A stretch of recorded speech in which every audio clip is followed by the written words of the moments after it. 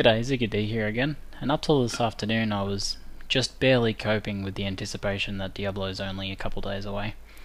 But then the Diablo Herald podcast came along, which I watched, and they talked about different builds and things that they were planning out for the game, and I pretty much started bashing my head on the keyboard in anticipation, and I just could not handle doing nothing anymore for the next few days, so I decided to start planning out my builds. So I thought after doing that I might make up a short guide for how you can make the best build for you to start out with when you first start playing Diablo 3.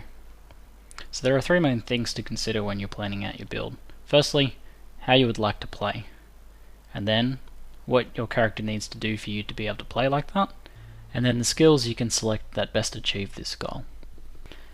Now the first two things you can sort of do in your head or on paper, and it's just thinking about how you plan on approaching the game and what you want to get out of the experience, and then thinking about what your character needs to be able to do for you to do that.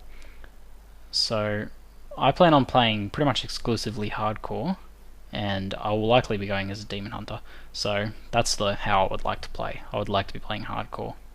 Now what does my character need to do for me to be able to achieve that, to play the way I want to play? Well, my character needs to survive. That's first and foremost the most important thing about a hardcore character. If they can't survive, then it doesn't really matter what else they can do. Like, a high DPS character is useless if they get one-shotted by monsters. So whatever your goal is with your character, there's going to be any number of ways. There could be hundreds or even thousands of ways that you can achieve that. Like with my goal of survivability, you could achieve that through having lots of health, or lots of like crowd control, or lots of dodge chance, or lots of armor. But the method I've gone to choose with is lots of slow. Since I'm playing a ranged character, I figured that having a lot of slow and snares and things like that would help me just keep a distance and keep out of melee range of most mobs. So doing that I figured would be the best way to approach survivability, and above all else it feels like to me it will be the funnest way to go. So I've just loaded up my a build I've already pre-made here, which you can go through and make your build and choose all of your skills.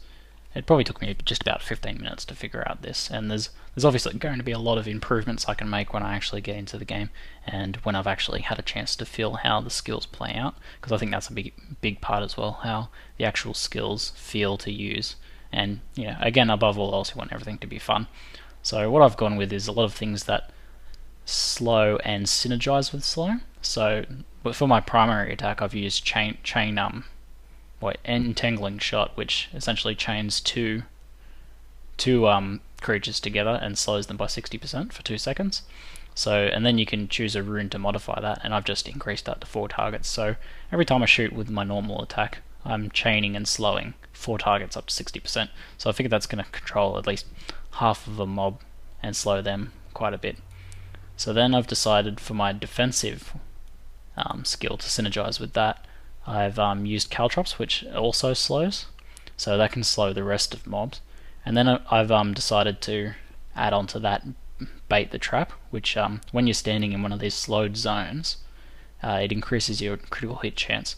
So say I throw down an entangling shot, put down a Caltrops, run back a few steps, put down another Caltrops, and then stand in that to fight.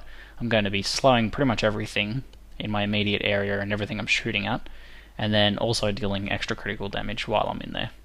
So for my secondary attack, I've thought, what's something good while enemies are slowed? Well, rapid fire allows you to put out a lot of damage, but you can't move while you're using it. You're pretty much rooted to the spot while using it, and it's better to be using it for a long time because it has a higher rate of hatred use right at the start, and then less over time, so it takes 20 initially and then 10 while channeling. So while this is dealing out a lot of damage and everything's moving slowly, I should be able to take down most mobs before they even get to me, and that's probably the best thing you can do in hardcore mode.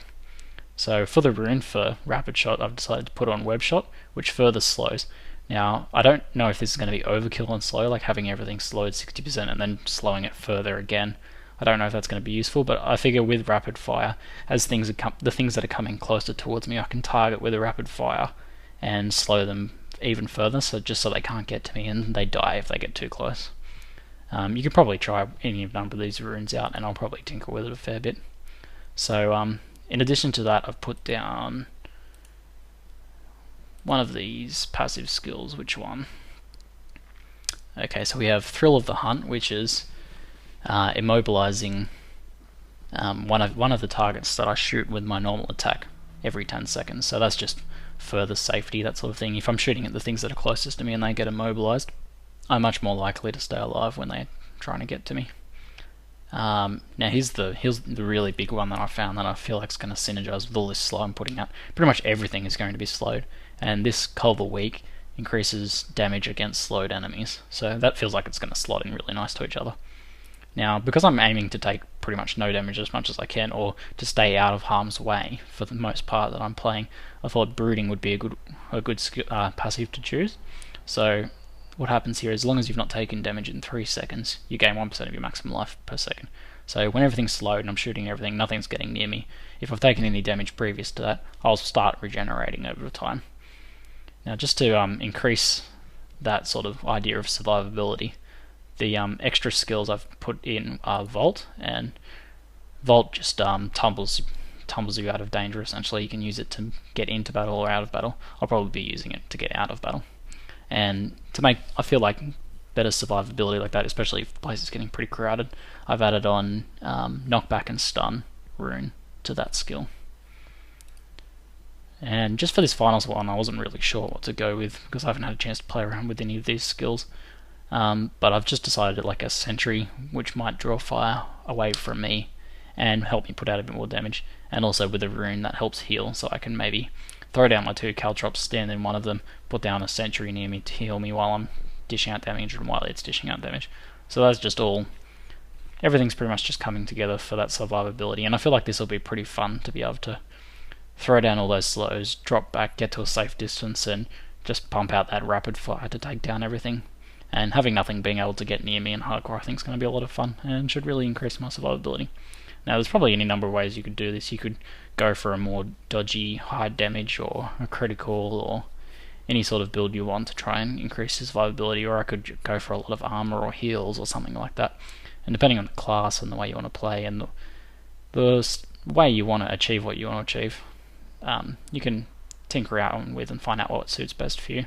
So I'll put the link for this skill calculator in the description below so you can give it a try. So just remember to keep those 3 things in mind: how you would like to play, what your character needs to be able to do for you to play like that, and how you can select skills to best achieve that goal. But above all else, don't forget about what is fun. If your build feels boring, don't be afraid to change it. So that's all for today, and thanks for watching.